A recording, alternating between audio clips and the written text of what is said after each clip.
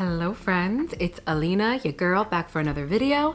And in this one, we'll be diving into the 5 things you need to know all around this June 2022 full moon and supermoon in the fiery sign of Sagittarius. We'll talk about why this full moon, the days leading up to it and following it can be a very potent time for exploring discipline, inter-duties, spiritual practices, and a lot of the beautiful ripple effects that can come from that when we do it in our own way. We'll also discuss the transits surrounding this full moon, why a few of them really indicate the power of waiting to respond. But I digress, we'll get into all of that. And of course, at the end, I'll offer some custom writing prompts and a few ritual tips for things to focus on. That way we can stay aligned with this energy. And with that said, let's dive in. Why is this moon so important? As many of y'all already know, the full moon marks the halfway point in the overall lunar cycle, where we see the light has built to its peak energetically and visually beautifully in the sky. And it's for this reason that spiritually and astrologically, they're seen as cosmic spotlights, illuminating what has and hasn't been working for us midway through the cycle. Full moons also in general are seen as a time of heightened emotions, intuitive abilities, bringing in a lot of themes relative to relationships, fertility, and really reflecting on our lives, what has been working for us. And with this being a Sagittarius full moon, we'll definitely be seeing a lot of themes coming forward relative to this fire sign. This can include finding power in looking at our lives from more of a bird's eye view, more of a philosophical or spiritual viewpoint, and really letting go of the smaller details in our life that oftentimes it's our ego that wants to hold on to. And with this being a super full moon, it means that the moon will be at one of its closest positions to the earth, increasing its effects on us here on Earth. All right, and now it is time for our monthly full moon lesson on the nature of duality. What do y'all think of these glasses? They're actually like blue light blocking glasses.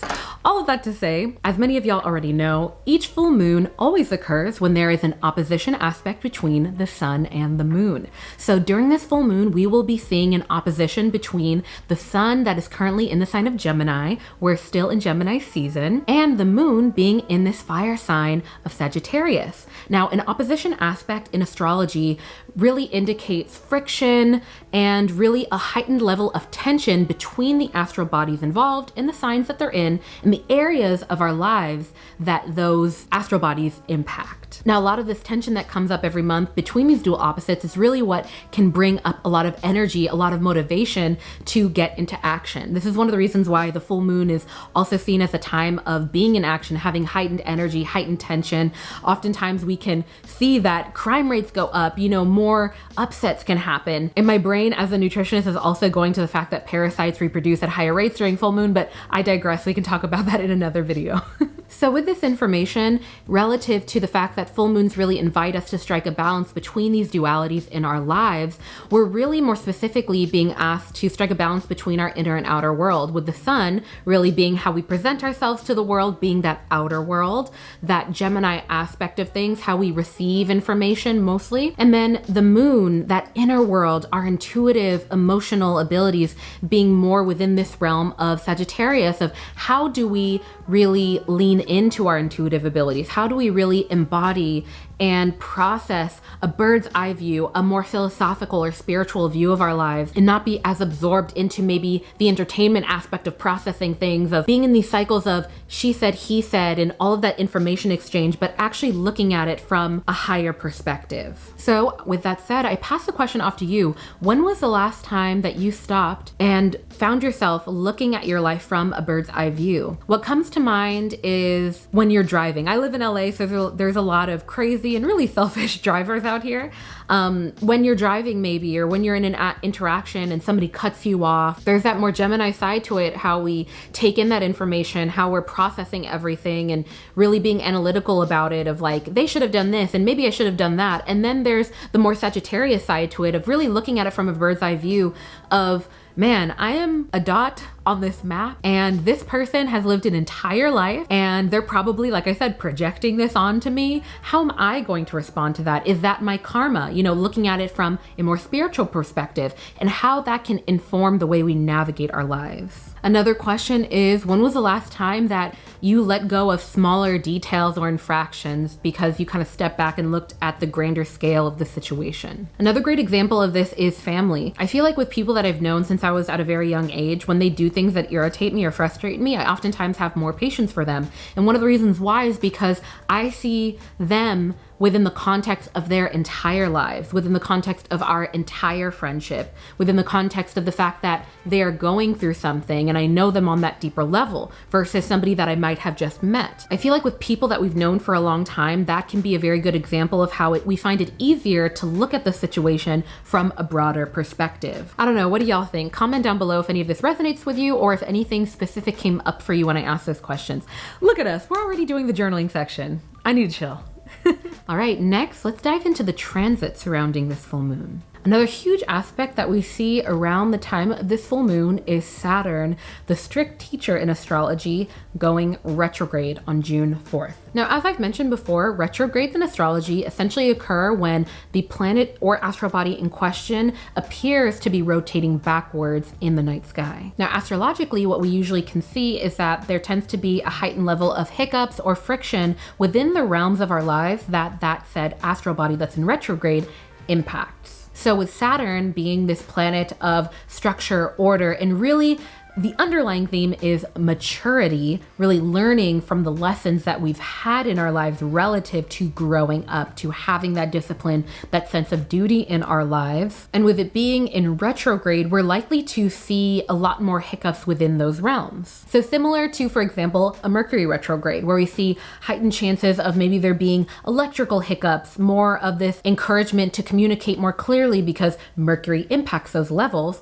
we're likely to see more potential hiccups within these areas of our lives. So overall, the most potent thing that we can do during this time, especially with Saturn being retrograde from now until October 23rd of this year, I believe, is taking time and bringing more intentionality when it comes to those aspects of our lives. So bringing in intentionality when it comes to where we find routine, structure, where we might be being called to mature within our lives. It is oftentimes really specifically when we maybe gloss over these areas, don't put a lot of attention into them, or even avoidant or flippant within these areas, that is when we usually see more of those hiccups. Also, depending on where Saturn lies within your chart can depend on where you might see some of these hiccups. But what's interesting is that we see Saturn playing a huge role during the time of this full moon with the transits that I'll talk about next. First up, we see the Sun trining Saturn.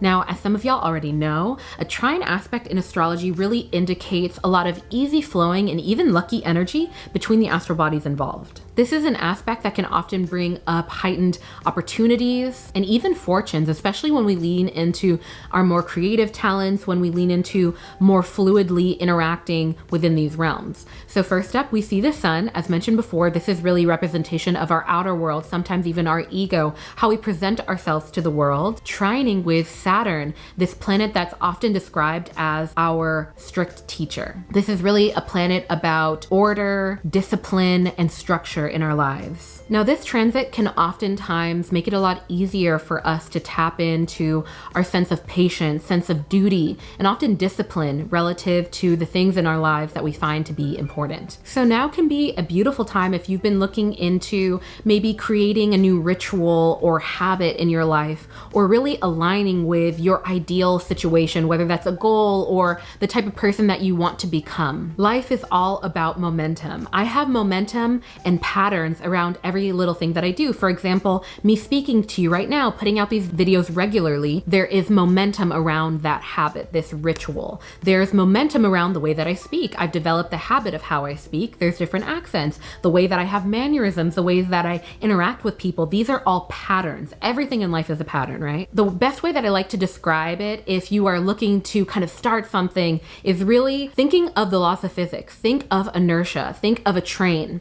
When a train is starting on the train tracks, it takes so much energy to just get the train going. But once you have created that inertia, it becomes way easier to maintain that momentum, to maintain that speed. It requires way less gas, right? What I'm essentially saying is during this transit, it is a lot easier to start that train. It's a lot easier to tap into your why. So if you're somebody who's interested in kind of getting started with something or building momentum around something, even just getting started, now can be a beautiful time to, at the very least, explore that, journal about it, process it, what that means to you. A few things that come up when I discuss this transit, because this is one of the biggest ones relative to this full moon. I'm not gonna say this right, I'm gonna butcher this quote, but it's, if you try to teach a fish how to climb a tree, it's going to think that it's dumb its whole life, or something like that. And it's this phrase, y'all comment it down below. I butchered it. I always bring quotes to y'all and I always mess them up. But it's really the sentiment that we all have things that we are both innately intelligent and smart and intuitively great at, and we all hold within us the ability to learn whatever it is that we want. It's just that we all learn and do things very differently. And when I say the word discipline, I know that for some of us, it can elicit a lot of these ideas of like school, structure, or this or that. I really encourage you to explore what aspects of discipline, what aspects of routine, what aspects of habits have worked for you in the past, you uniquely as you are. I'm actually going to link a video in the description, and it's basically a synopsis of the book Atomic Habits. And what I love about this video and the book, I highly recommend just reading and purchasing the book as well, is that it offers you so many different ways that you can work to create that momentum around routines in your life, create that momentum when it comes to aligning yourself energetically and habitually with the person, situation, or goal that you would like to manifest. And the real key here is doing it in your own unique way. I could talk about this for a while, but I hope that resonates. Next up, we see the moon sextiling Saturn. As you can see, Saturn's getting a lot of play right now for this full moon, and with it being the strict teacher, this planet that really lends itself to maturity, growing up, creating helpful structure in our lives where we might need it in ways that will facilitate our growth. It's just really interesting to see that now it's sextiling, having this easy flowing energy similar to a trine aspect, but less of that good luck, more so that if you do any things within these realms, you're less likely to have as much friction. And we see it sextiling with the moon. So we have this trine with Saturn and the sun, that outer world aspect, and now we have this sextile with the moon and it being our inner world aspect. So as many of y'all know, the moon really impacts our emotions, our intuitive abilities, how we process things, our inner world. And especially with it being a full moon, many of the aspects that we see relative to the moon will be tied to this calling to speak our truth, speak what's going on in our inner world. Another huge aspect of the moon is that it impacts our relationships, how we connect with one another, especially with that inner world, how we connect on a deeper level rather than necessarily the surface that we might see with the sun. And so when we see a transit like this, it can often facilitate, just a lot more patience and ease when it comes to commitment, loyalty, and upholding responsibilities, especially relative to families, our community, and really fostering that connection. All right, next up we see both the sun and moon squaring off with Neptune. Now, a square aspect in astrology really indicates a lot of friction between the astral bodies involved. So we see the sun and moon really impacting this dualistic nature of our inner and outer world, squaring off with Neptune, this astral body, this planet that really impacts our spirituality, our imagination, and our abilities to perceive the unseen, our extra senses. So seeing a transit like this can often bring about more friction when it comes to our more lunar, intuitive, and emotional senses, really processing that information, as well as our outer world, the sun's, impact relative to proper communication. There can be heightened levels of miscommunication, of either us not properly getting our point across or not fully being able to understand and see past our own lens when it comes to what others are trying to get across to us. Now, it is for this reason that during this type of transit, it can be very helpful to avoid any big or rash decisions based off of first impressions. It's really a time to explore what it looks like for us to pause and really process things before responding. It really brings up a lot of the themes of shadow work, a lot of the themes of understanding the nature of the lens that we have over reality. So for example, we all have intuitive abilities, right? But you often see this pattern in a lot of traditional spiritual practices that involve an aspect of shadow work, where we're essentially dismantling and deconstructing a lot of the prejudice, biased ideas that we have on the world that create a lens that can actually cloud our perception of reality. I'm just really seeing a lot of overlaps and themes when it comes to these transits relative to really leaning into our calling for routine, structure, and discipline to really carry us through and provide foundational consistency through any aspect of our lives. If that resonates with you, then definitely explore it. But if it doesn't, if you feel like you already have that, or if you feel like you've been getting by and you don't need it, to each their own. Ways to align with this energy. In terms of this full moon, and if you'd like to do a full moon ritual, some things that can be very fruitful to focus on around this time are a few, maybe 3 phrases that come to mind. One is healthy discomfort. That is relative to leaving our comfort zone, having healthy discipline or discomfort when it comes to changing our habits or rituals to be in alignment with what we're ready to manifest in our lives, being in alignment with the higher vibrations of what we are attracting to us. The next is patience. Having patience with ourselves and others relative to reacting to things, really looking into what that looks like for us to sit and process things before having an immediate reaction. And finally, exploring the power of looking at things from a bird's eye view, a more spiritual or philosophical view of our lives, rather than being too closely tied, especially it's our ego that is usually more closely tied to how people are being, the more visceral, emotional situations that can be going on in our lives. All right, next, let's dive into these full moon writing prompts. If you have your Auralign astrology planner, you can go ahead and flip to the full moon ritual section and write all of these out. But if you don't have it, you don't need it. What I'll do is I'll put up the questions on the screen. I invite you to pause the video, write them out, and when you're done, I'll come back. Is there anything you're ready to release during this full moon? Are there any spiritual or religious practices that resonate with you? Why or why not? When was the last time you waited to react to something to better process it? What has previously worked for you in terms of building momentum around a habit or ritual? All right, y'all, I'm gonna go ahead and end the video here, but I have a few announcements that I want to give to you. One of them is that I'm doing another Auralign astrology planner giveaway, woohoo! As it is, we're already midway through the year, so if you'd like to actually purchase a planner, it's, I believe, almost over half off for the planners right now because half of the year is gone, so go ahead and have at it. But if you would like to receive 2 free planners for 2022 or 2 free planners for 2023 when the new line comes out in the fall, be sure to click the links down in the description and fill out a feedback form that I have. I'm actually looking to get your feedback on ways that I can improve upon and just things that you have and haven't enjoyed relative to the 2022 line. Next up, I will be speaking at 2 wellness events coming up within the next 2 months. One of them is actually right around the corner, I think within the next 1 to 2 weeks. Both of them are in Los Angeles County, and I would love to connect with y'all. Both of these events are focused on wellness, spirituality, and really connecting with like-minded people as we really co-create a better world and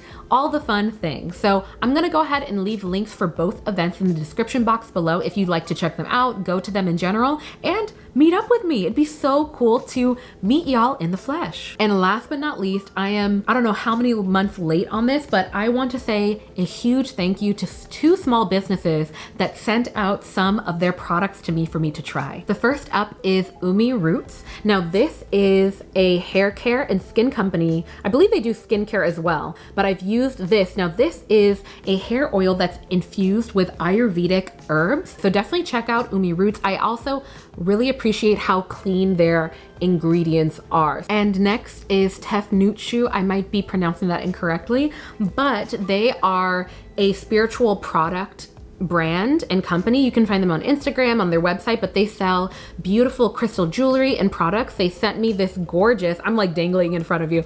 They sent me this gorgeous clear quartz necklace that actually has this gorgeous locket inside of it, crystal lock. So I think this is really cool. Definitely check them out. I'll have links for them in the description. And I just want to say thank you so much to both of these small businesses for reaching out to me and sharing their beautiful work. And with that said, if you're interested in sending me anything, any of your work, any of your products or anything, my PO box is in the description box below. But with all of that said, I will leave you with my favorite quote, and that is, be gentle with yourself, because life is about the journey, not the destination.